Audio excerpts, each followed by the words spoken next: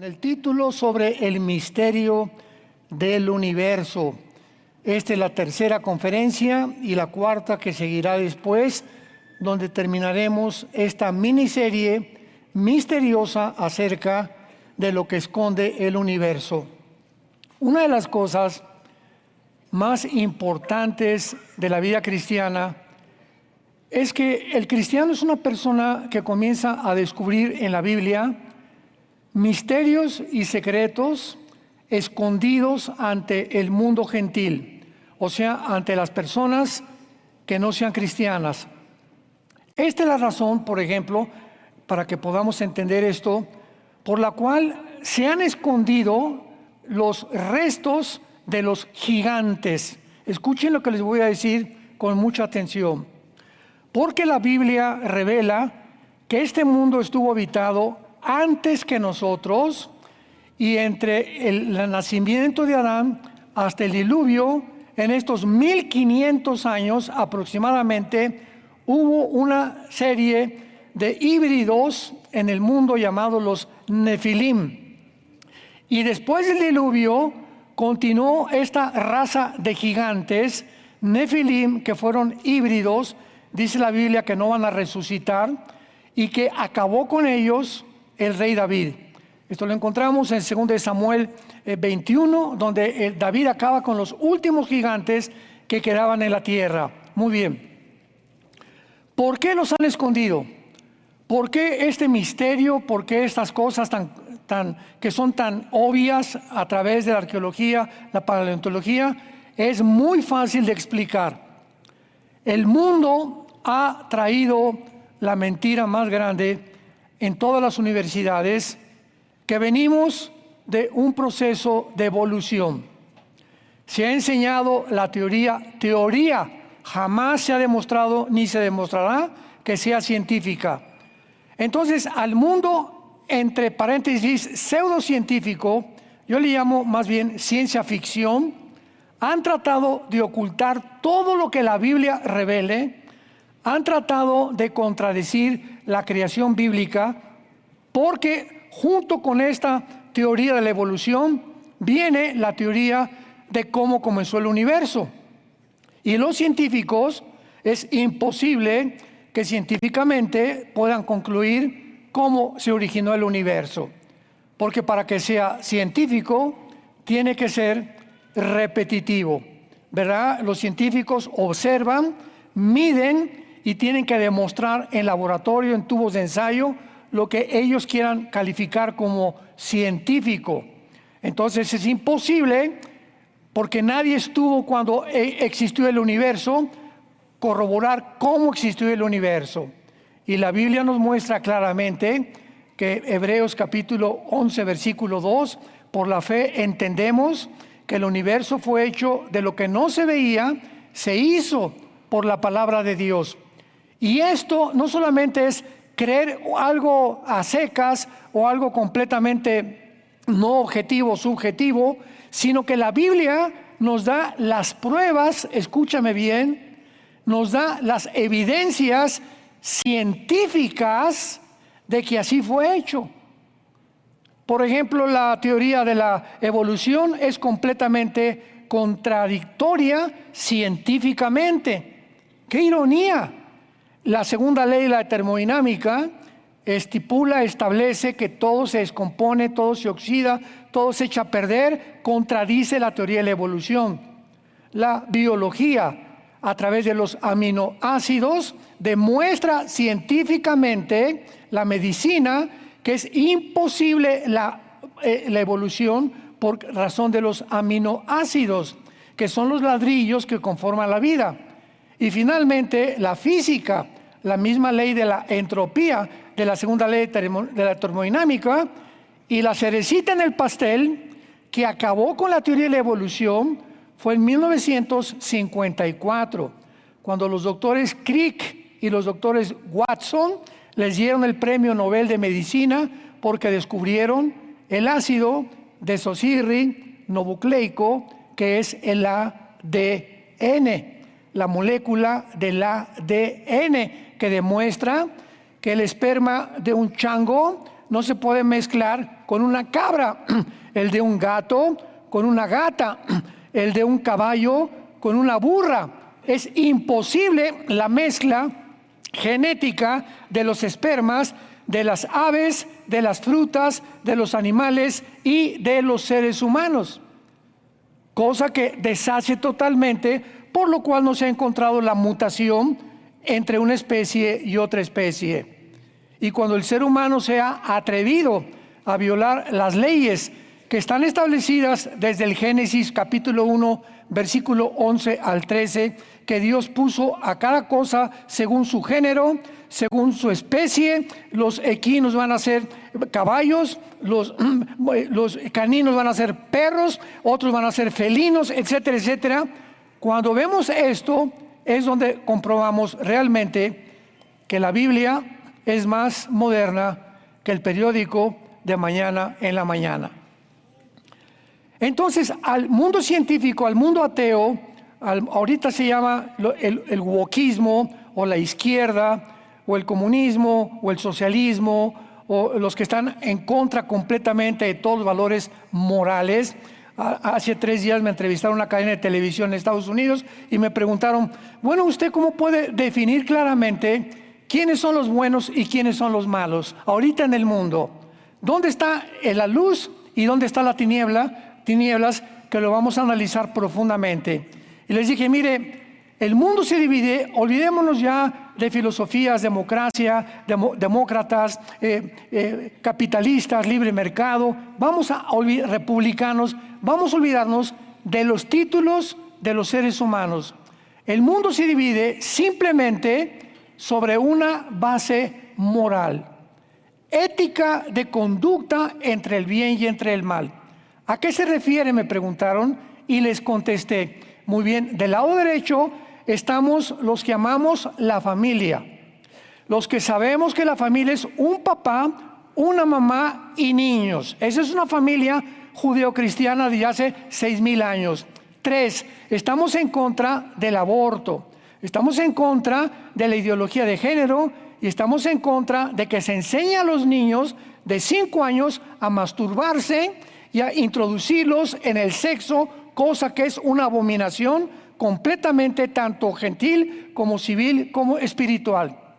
Y del otro lado están todos los que están en contra de esto, en contra de la familia, a favor del aborto, a favor de la ideología de género, a favor de todos los principios que establecen las bases de una sociedad. Entonces, usted dígame, le pregunté a la periodista, era una señora ya grande, ¿de qué lado está usted? Le dije, porque si me dice que es feminista, la ahorco. Después de eso, me dio mucha risa porque se quedó así como pensando, ¿de qué? Se hizo así misma, ¿de qué lado estoy yo? Y me dice, no sé.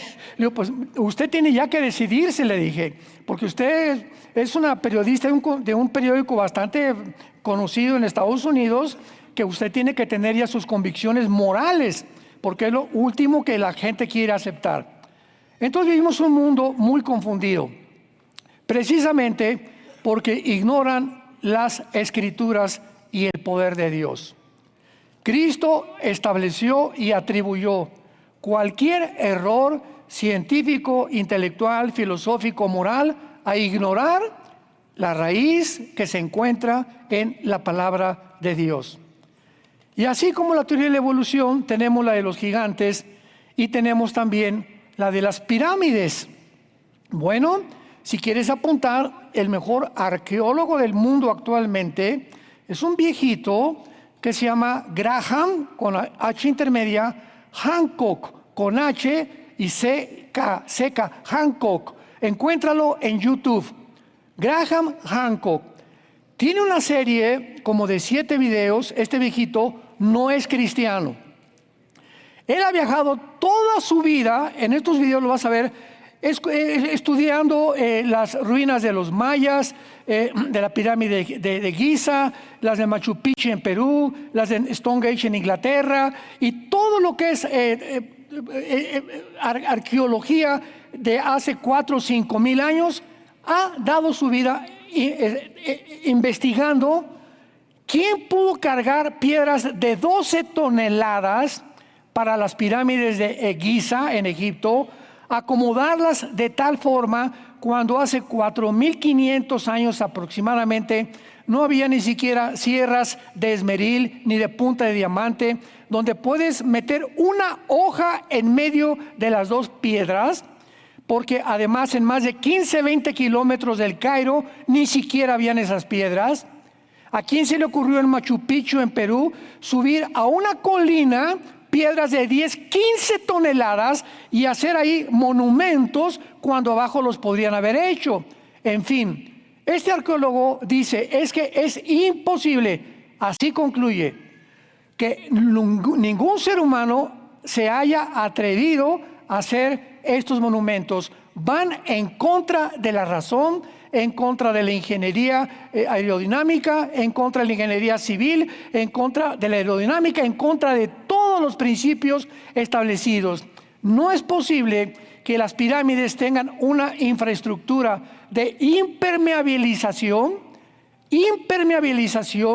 que haya durado casi 4.000 años contra el viento, los granizos, las lluvias, cosa que no hay un solo material en el mundo actualmente que pueda contener esa resistencia. Además, ¿quién orientó a las pirámides? Al norte, al sur, al este y al oeste. Las de los mayas, las de Mayaquiche, las de Stonehenge y las de Israel y las del mundo entero.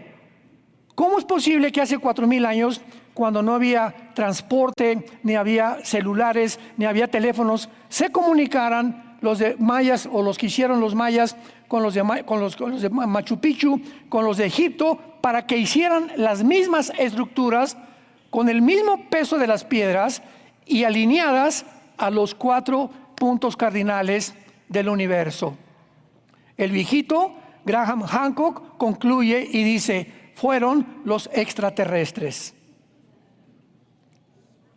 Y tú sintonizas Calvary Chapel, ¿verdad? Que es una organización religiosa muy grande en el mundo.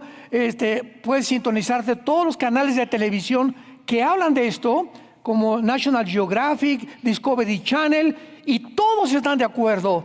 Los extraterrestres pisaron el mundo antes que nosotros. De ahí viene la famosa Atlántida también, donde hay la Antártida que esconde secretos.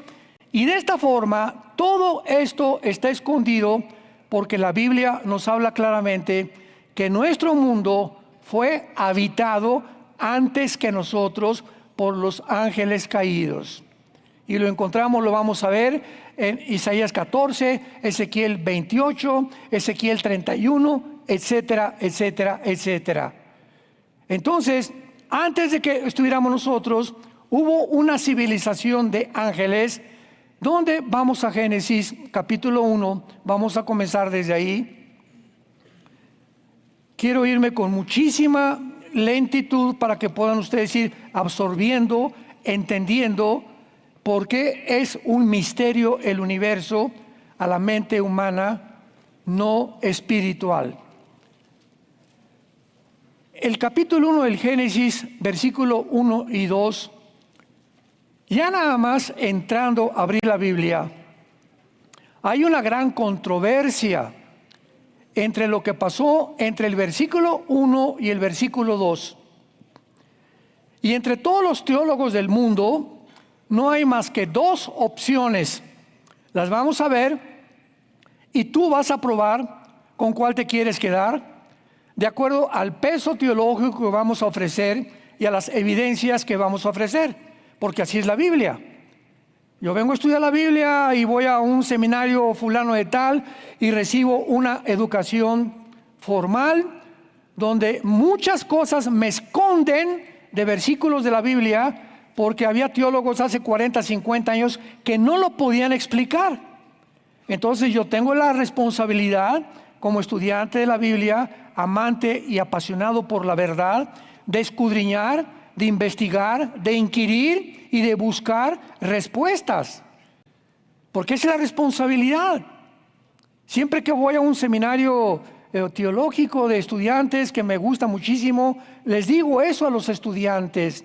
No se queden al salir del seminario, ya eres doctor en teología, ya tienes un máster en teología, ya tienes esto. No se queden ahí. Sigan investigando, sigue estudiando, sigue buscando, porque nunca dejaremos de ser discípulos. Nunca, ni en la otra vida tampoco. Dice Isaías capítulo 2, versículo 2, que vamos a ir al monte de Jehová en el milenio a seguir oyendo a Jesucristo, seguir enseñándonos. Así que siempre estamos dispuestos a ¿qué cosa? A aprender. Porque si te cierras, no, ya lo sé todo y esto yo nunca lo había oído, bueno, pues ahí quédate, no hay ningún problema. Y quédate en ese escalón y no te gradúes en otro más, que Dios quiere que tú subas en la profundidad del conocimiento espiritual. En el principio Dios creó los cielos y la tierra. Muy bien. Esta palabra principio, esta palabra principio, ¿a qué se refiere? Porque en Juan dice, en el principio era el verbo era Dios y el verbo era con Dios. Lo vamos a Primera de Juan capítulo 1, lo que era desde el principio, lo que hemos visto con nuestros ojos, lo que palparon nuestras manos tocante al verbo de vida, porque la vida, escribe Juan, la vida fue manifestada y la hemos visto y la hemos tocado. Se refería a la persona de Jesús. Y esta vida fue manifestada para que tengamos comunión unos con los otros. Entonces vemos en 3 partes de la Biblia la palabra principio. Génesis 1 en la creación, Juan capítulo 1 en el principio del verbo, que está hablando que Jesucristo desde el principio existe, y en 1 de Juan lo que era desde el principio, o sea, confirmando el apóstol Juan que Jesucristo es eterno. Muy bien, hasta ahí pues no creo que haya problema. Entonces, en el principio Dios creó los cielos y la tierra. ¿En el principio de qué? O sea, en el principio cuando no existía nada, ni los ángeles, ni Lucifer, ni los querubines, ni los serafines, ni el ser humano, nada. En el principio, todo el universo tuvo un principio. Muy bien. De acuerdo a la física, si tuvo un principio, tiene que tener un fin. Lo que comienza, tiene que terminar. Y lo corrobora la física y lo corrobora la Biblia. Vamos a brincarnos rápidamente a Hebreos capítulo 1.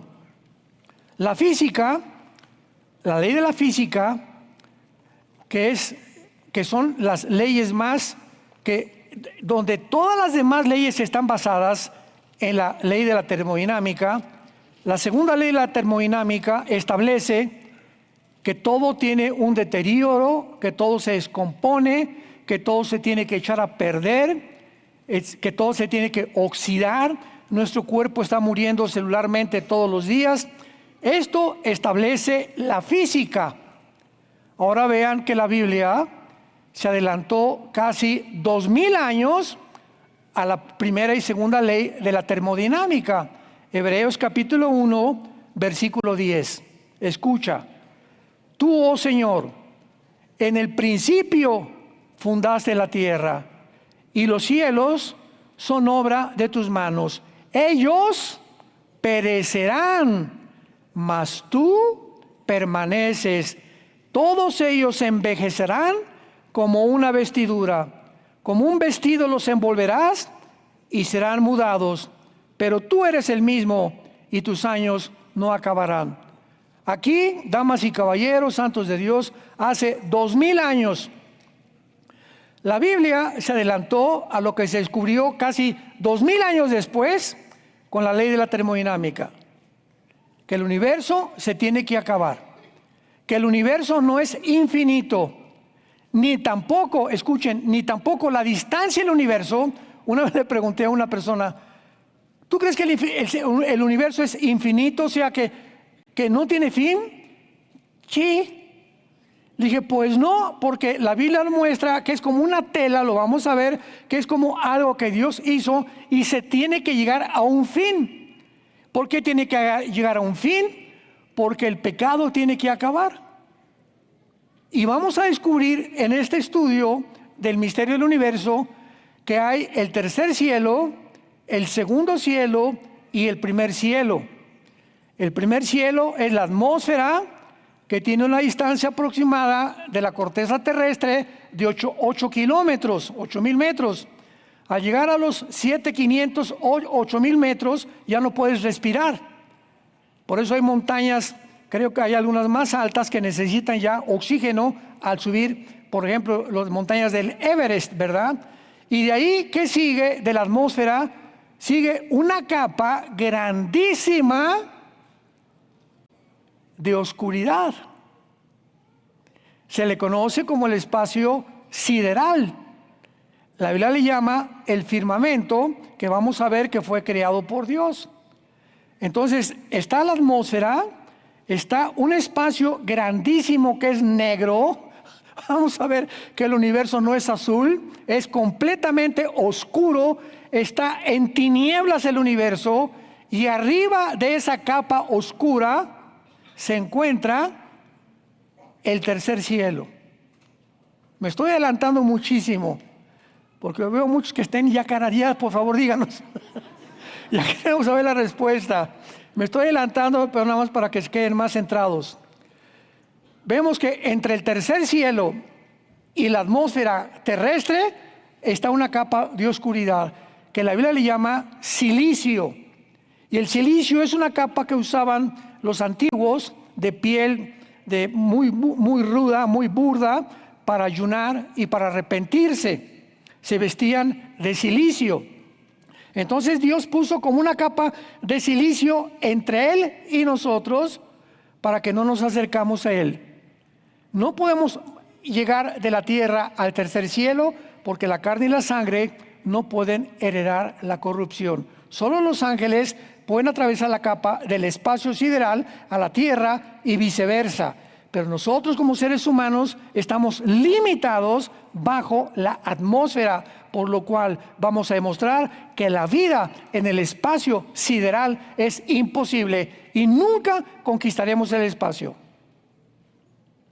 Porque esa zona está prohibida, está oscura, está en tinieblas, porque Dios nos dio la tierra, nos dio la atmósfera y debajo de la tierra para que pudiéramos nosotros en este planeta subsistir. Muy bien, regresamos a Génesis 1. Y entonces, en el principio, Dios creó los cielos y la tierra. Vemos entonces que es importante, todo tuvo un principio. No hay nada que haya existido eternamente, solo Dios es eterno. Pero todo lo que existe tuvo un principio, todo tiene que terminar. Todo, el sol pierde millones de toneladas masa cada segundo.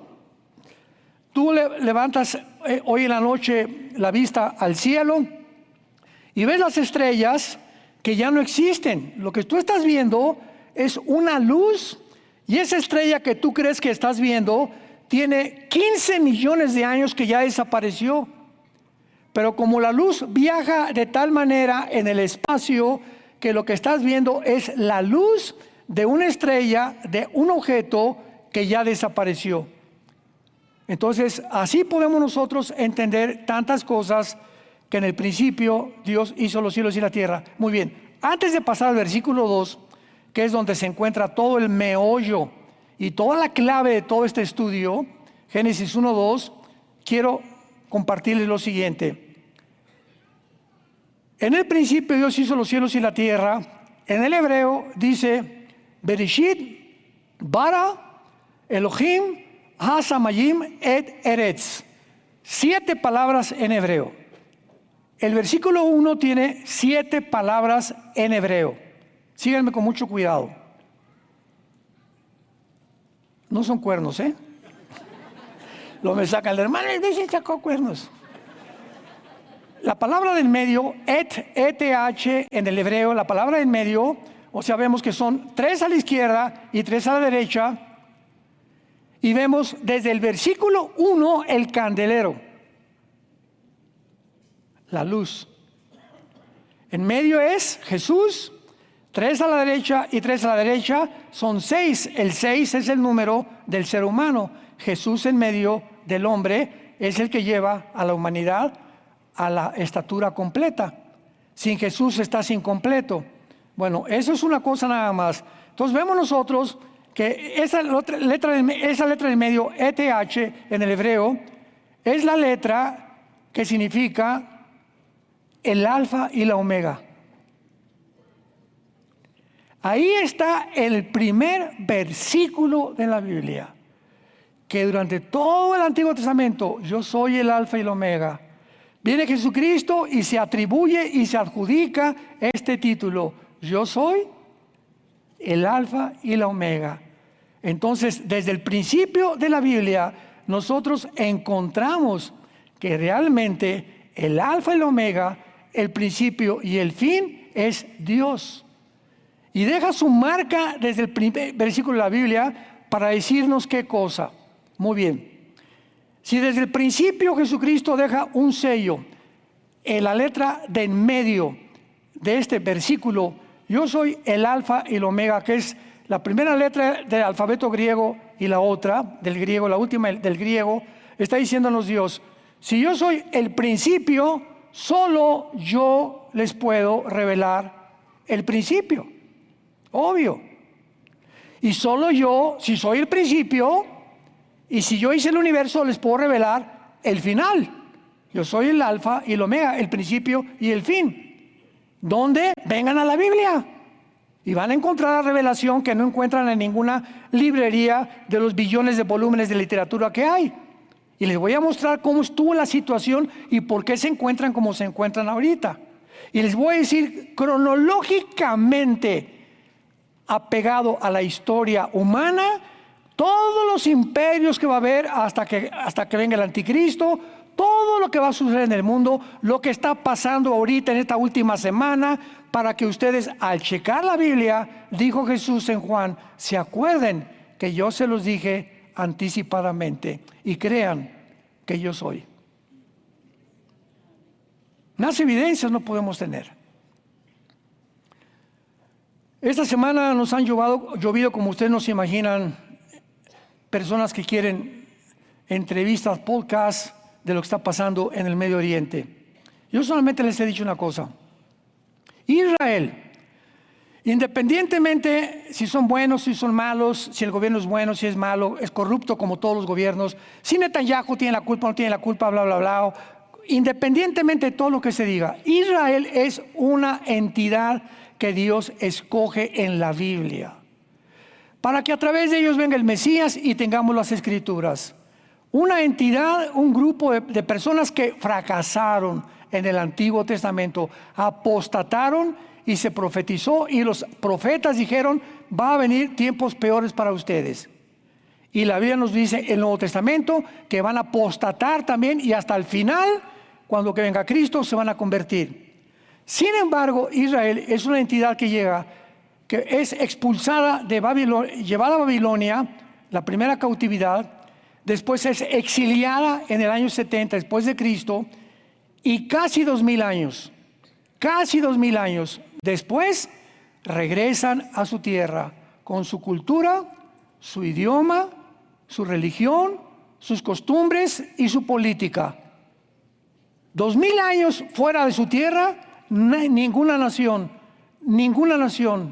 los pudo absorber. Se forma la nación de Israel en el 48 y las Naciones Unidas votan. Se llama la resolución 242, que establece la tierra es de los árabes. Y sin embargo, a pesar de esta resolución, en el 48 los atacan, en el 56, en el 67, en el 73 y los siguen atacando. Es la única nación del mundo que no ha podido vivir un solo día en paz.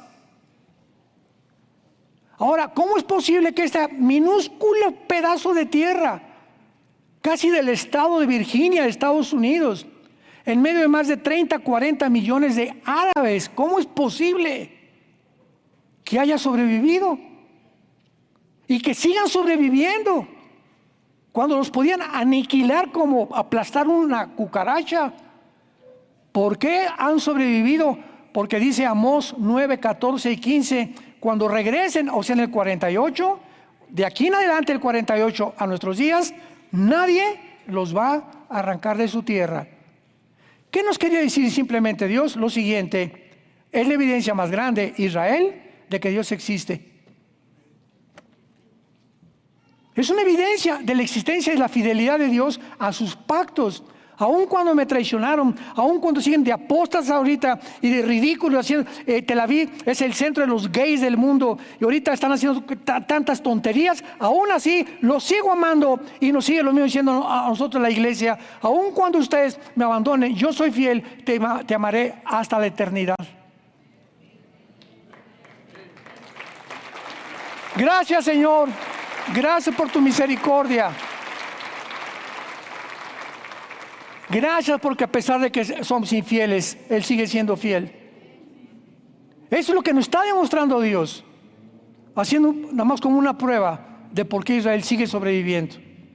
Muy bien, entonces el principio Dios crea los cielos y la tierra. La letra del medio es el alfa y el omega, es el principio antes de que creara Dios nada. Y entonces en el versículo 2, de una forma abrupta, de una forma intempestiva, de una forma completamente desconocida, que va en contra de cualquier ley gramatical, se establece que la tierra estaba, vean ustedes en primer lugar, desordenada y vacía.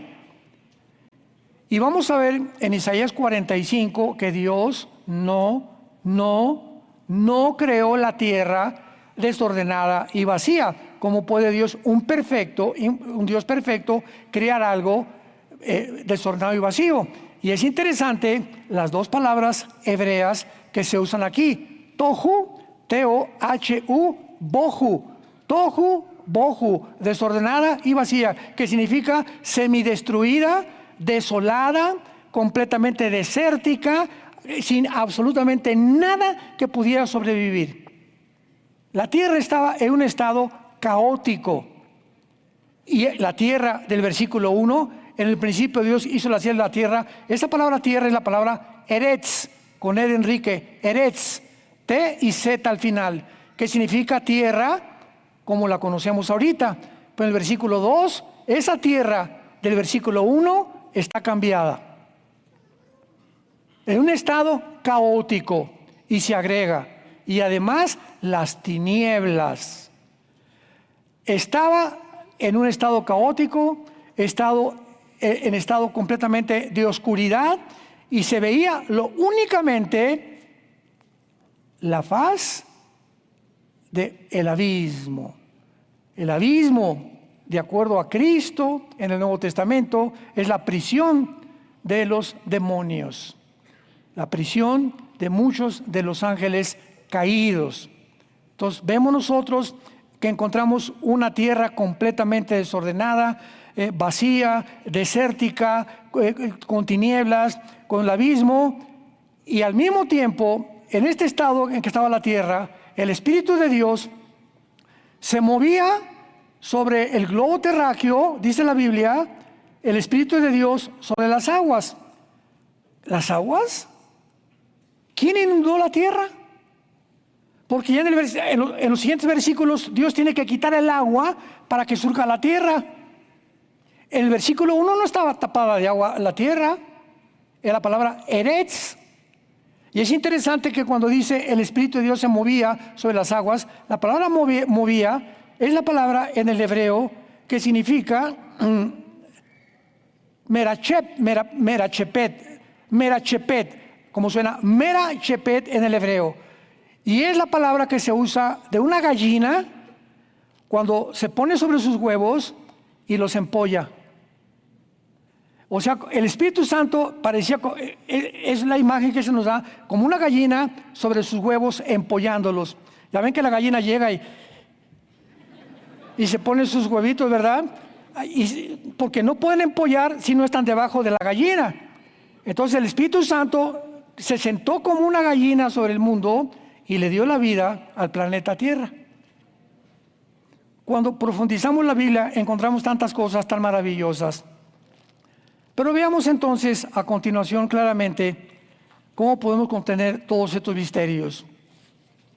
En la Biblia, para comenzar a corroborar que algo pasó entre el versículo 1 y el versículo 2, es por la palabra tinieblas, oscuridad.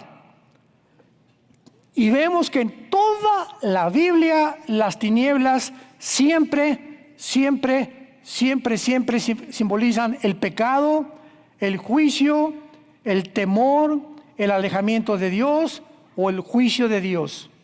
Siempre las tinieblas representan lo opuesto a la luz. Cuando Cristo fue crucificado entre las 12 y las 3 de la tarde, y las tinieblas se hicieron sobre la tierra. ¿Por qué? Porque en ese momento Él llevaba tus pecados y mis pecados en su cuerpo. Ahí lo vemos de una forma muy clara y clásica, que las tinieblas simbolizan el juicio de Dios. Ahí Jesús estaba siendo juzgado por su Padre en tu lugar y en mi lugar.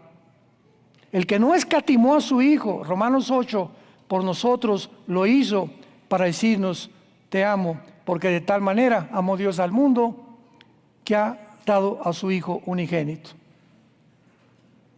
Entonces vemos a través de la Biblia tinieblas, luz, y a nosotros, ahora sí vamos a poner muchísima atención. Nosotros los seres humanos, antes de que recibiéramos a Cristo, estábamos así, amalgamados. Hebreos 4:12. La palabra de Dios es como una espada de dos filos que atraviesa el alma, divide el alma y el espíritu, las intenciones del corazón.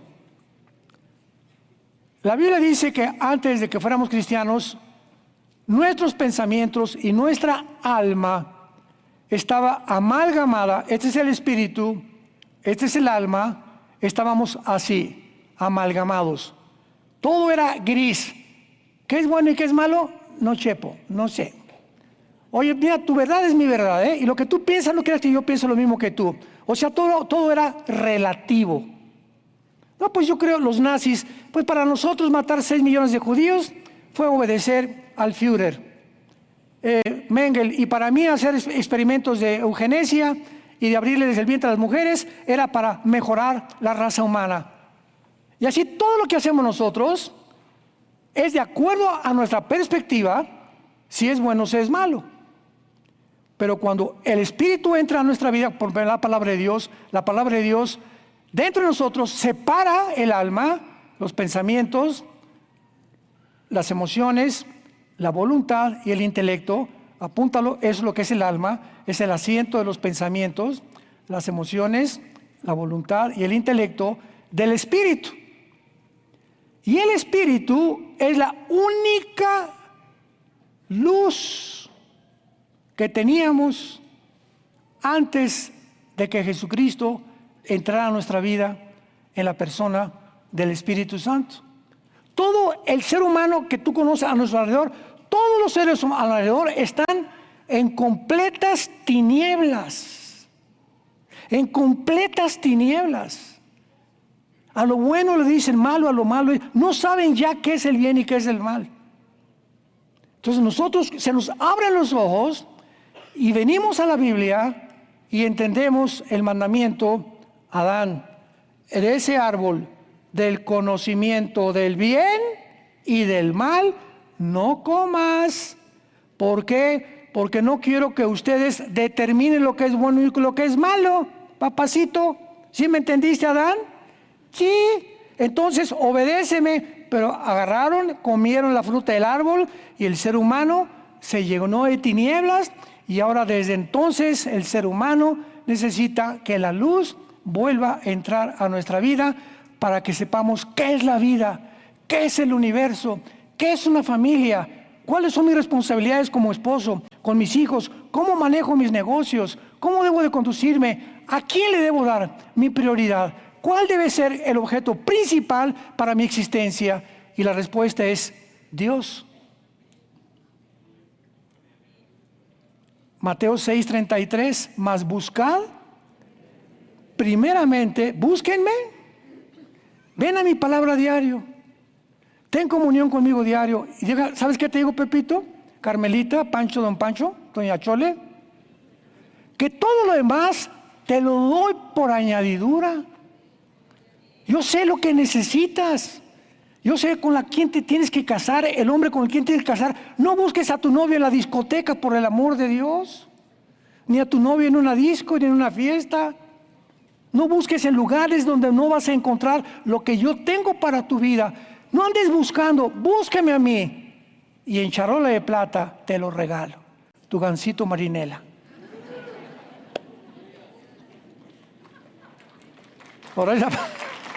Ahora se aplauden, ¿verdad?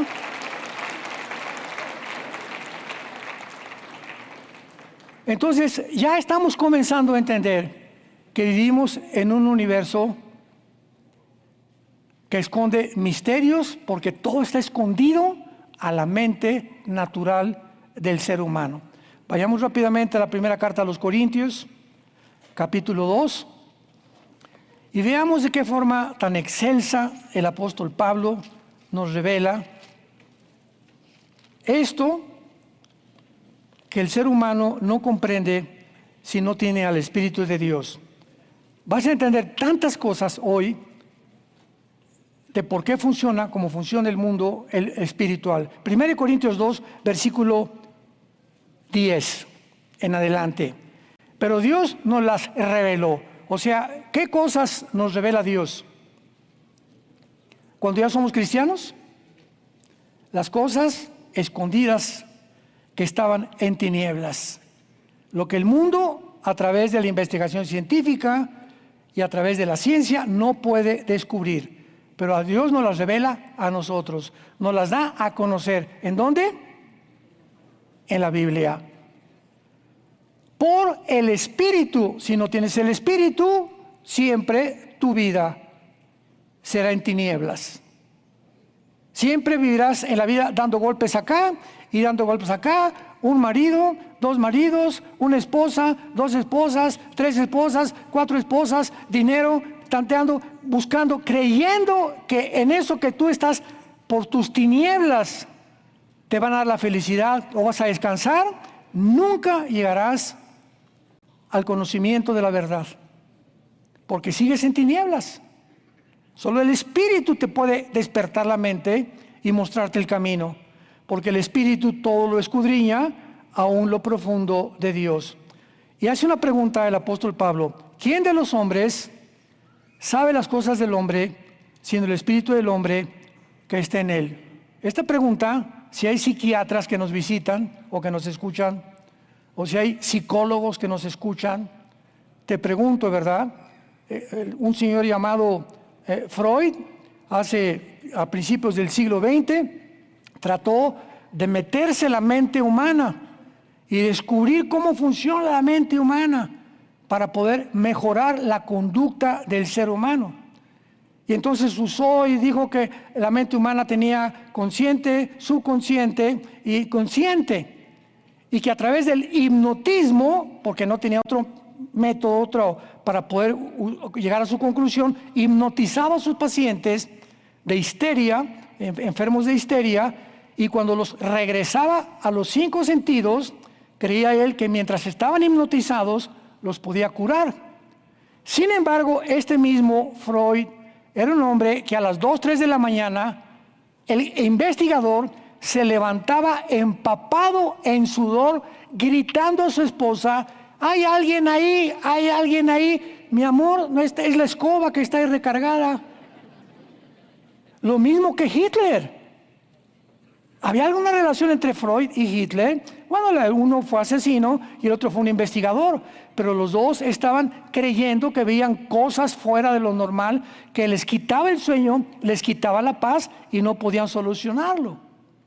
Entonces, él creyó que en la mente, en la psique, el problema humano se encontraba. Carlos Marx, no, el problema está en la lucha de clases.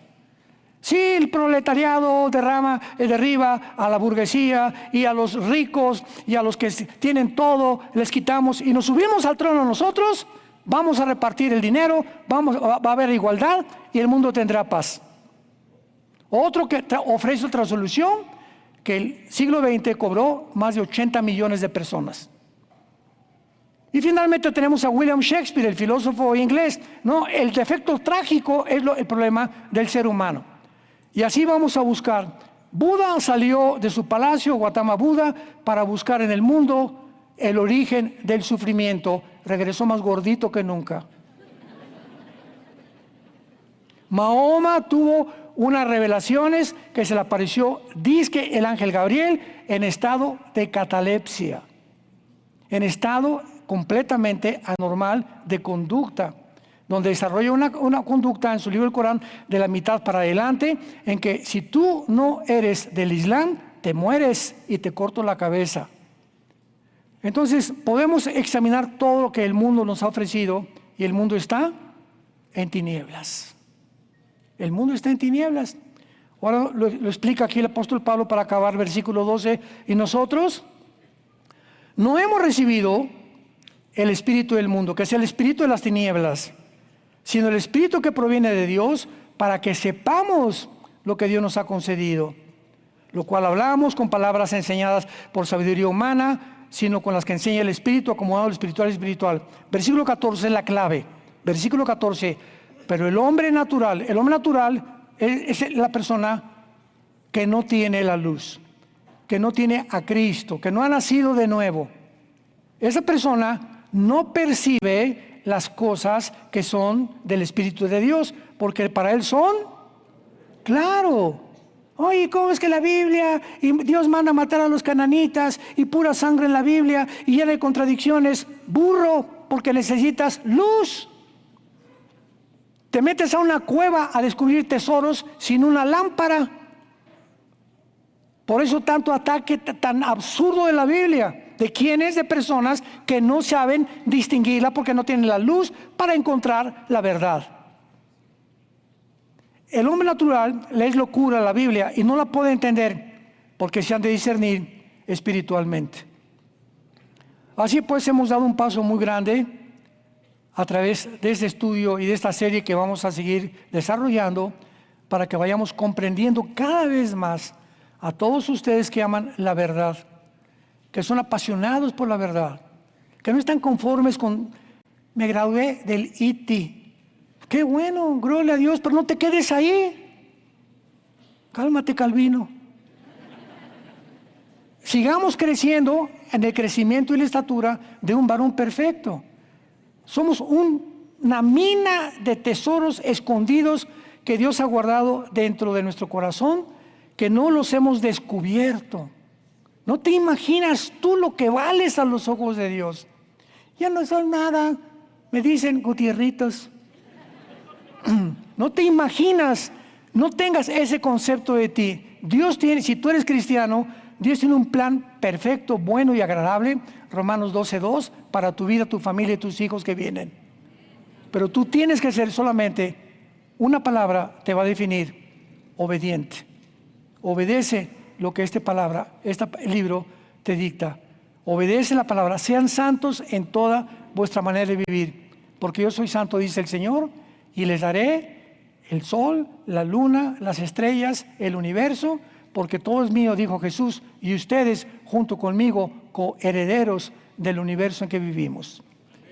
Padre, gracias por tu palabra en esta mañana.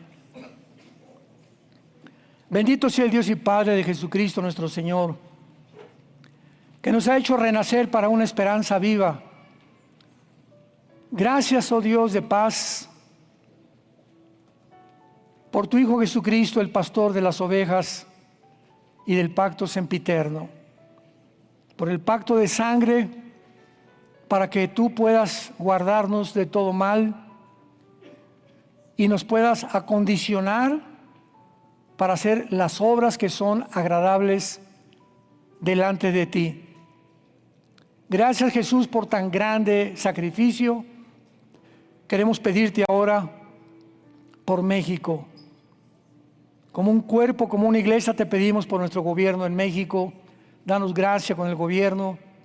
Te pedimos por la señora Claudia Sheinbaum, por todos los senadores, diputados, los magistrados de la Corte Superior de Justicia, que tú, Señor, les abras el entendimiento y el corazón para que te descubran que eres real y México pueda verdaderamente tener un camino lleno de luz y de verdad, de comprensión de la vida y de entendimiento de la razón por la cual existimos.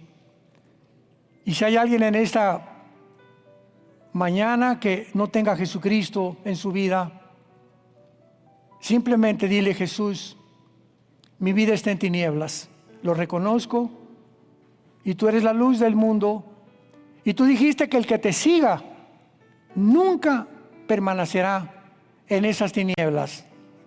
Entra a mi vida, Jesús, en este instante como mi Señor y mi Salvador. Creo que pagaste con tu sangre en la cruz por mis pecados y que resucitaste a los 3 días. Gracias por tan grande salvación. Gracias por sus vidas. Que Dios los guarde y los proteja siempre e ilumine sus rostros para que sigan el camino de la verdad y la vida. En el nombre de Jesús. Amén.